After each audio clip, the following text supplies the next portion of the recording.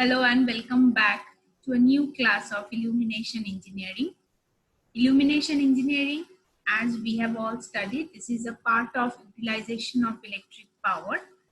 In Illumination Engineering, we are going to study about different aspects of lighting that we have seen, that we see regularly, we see in different occasions in various parts of our life. But what are the different types of scheme? What are the different types of law? Is there any specific rule that a lighting scheme should maintain? Is there any specific rule that a decoration should be maintained? Is there any specific laws that during any industrial lighting we should be maintained? That we can study here in illumination schemes for domestic, industrial and commercial premises. Here we will also study whether there is any difference in lighting scheme for domestic, industrial and commercial purpose. What are the different aspects? What are the different points that we need to keep in our mind before we are going to design the lighting scheme for these various parts of our life. So welcome you all. Welcome to this video. So the content, the outline that we are going to go through this video are introduction, laws of illumination, design of lighting schemes, illumination schemes for domestic premises, illumination schemes for industrial premises and for commercial premises, levels of illumination and references. So what is illumination? We have already studied in the basics of illumination engineering in that particular video that whenever a light falls upon any surface and that particular surface is seen to us, that phenomena is known as illumination, right? So illumination is not similar to light energy. Illumination is not equal to lighting.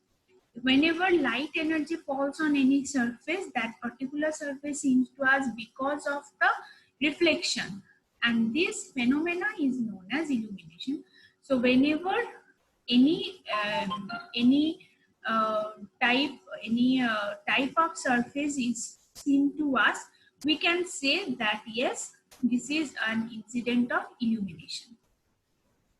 Now illumination is measured in terms of lumen per meter square, and lumen per meter square is known as lux.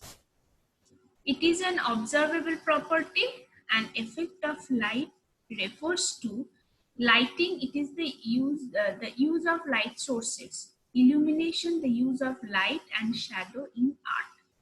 Its illuminated manuscript, the artistic decoration of handwritten text, global illumination algorithms used in 3D computer graphics. So what is illumination? Whatever seems to us, we can say these are an effect of illumination, right? Whenever light energy falls on anything, any surface, any object, that particular thing seems to us, and that is illumination. Laws of illumination, again you have gone through this. Laws of illumination, very, very important. Laws of illumination covers two different laws, the inverse square law of illuminance and the cosine law of illuminance. What does inverse square law of illuminance tell us? This law states that illuminance at any point on a plane perpendicular to the line joining the point and source is inversely proportional to the square of the distance between the source and the plane.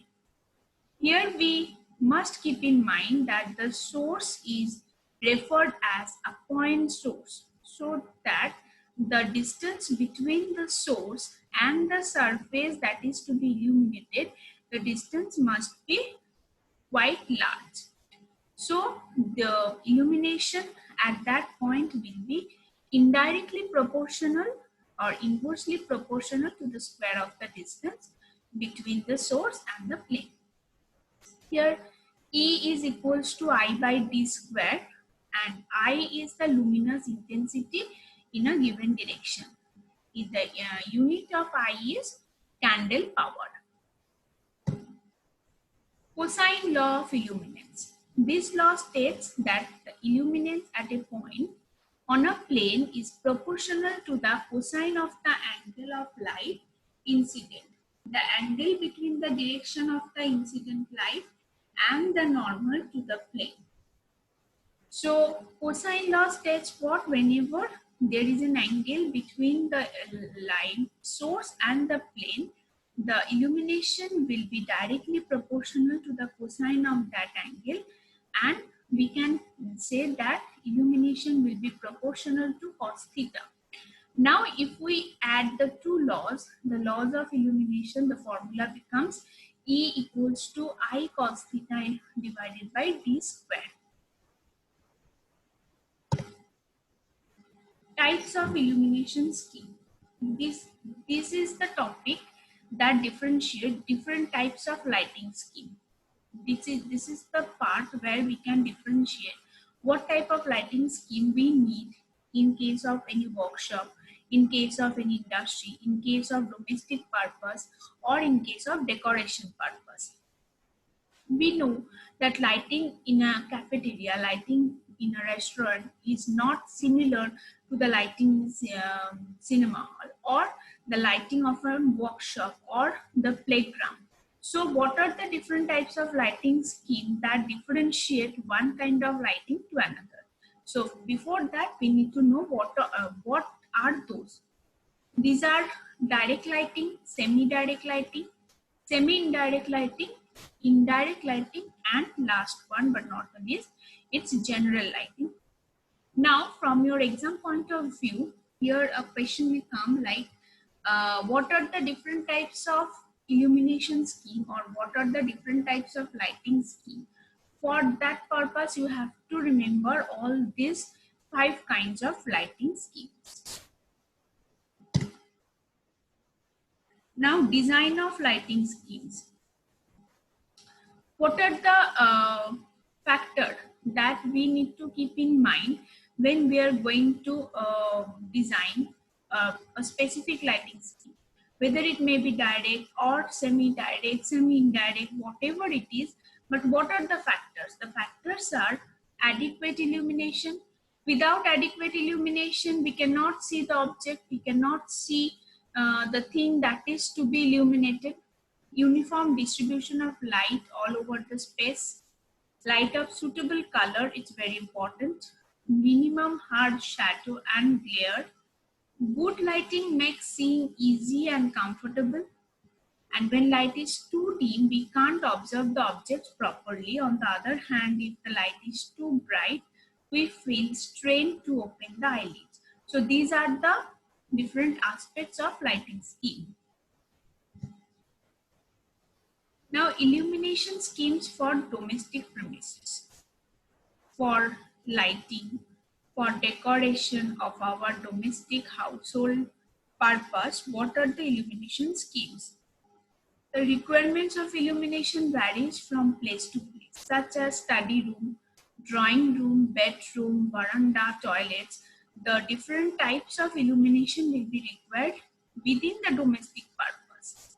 What are the different types of lamp? Those are suited for domestic purpose. These are incandescent lamp, fluorescent lamp, compact fluorescent lamp, CFL. These are well suited for domestic purpose.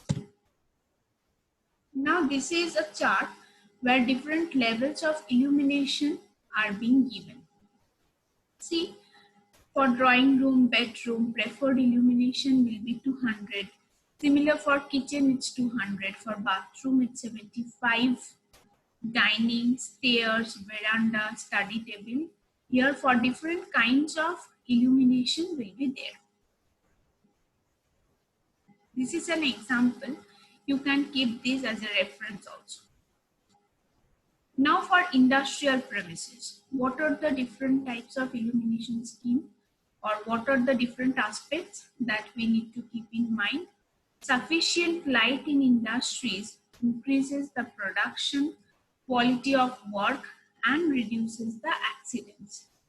An illumination of about 200 lux is required to obtain daylight during daylight also, an illumination of 200 lux is being required for industrial premises. Now these are again the different types of illumination preferred for different industrial work.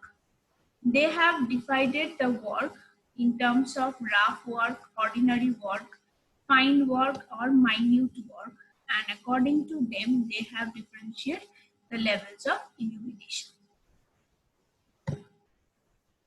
Illumination scheme for commercial premises. Commercial premises include what? It includes street light, police station, hospital, public areas, and what are the aspects. The purpose of street lighting is to promote safety and convenience to pedestrian, vehicle, police supervision, and other purposes. The high illumination is required on traffic roads and shopping centers. MVSB, fluorescent, and incandescent lamps are used for street lighting. Now, what is MVSB? SV is sodium vapor lamp, MV is mercury vapor lamp. So, this type of lamps are used for street lighting. And these are the different categories, different commercial categories, according to which illumination can be done. For shop, it's 250 to 500. For hotel, it's 75 to 100. According to them, for playground, it's 1000 lux illumination.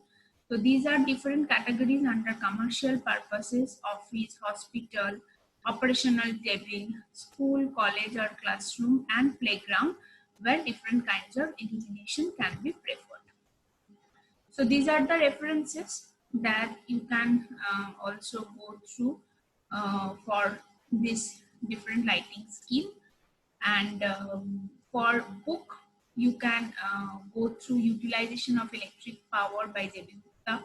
You can go through G.C. Garg or Rajput, same utilization of electric power. And in this video, if you are facing any doubt, you can mention that in the comment and I will definitely share that. So thank you once again for seeing this video. Hope you have gathered different information about different kinds of lighting schemes, a different purpose of lighting scheme that we need, that we see regularly in our surroundings. But here is in this video there is different kinds of charts, there is different kinds of information from which we can get the valued information. So go through this, and thank you once again for seeing this.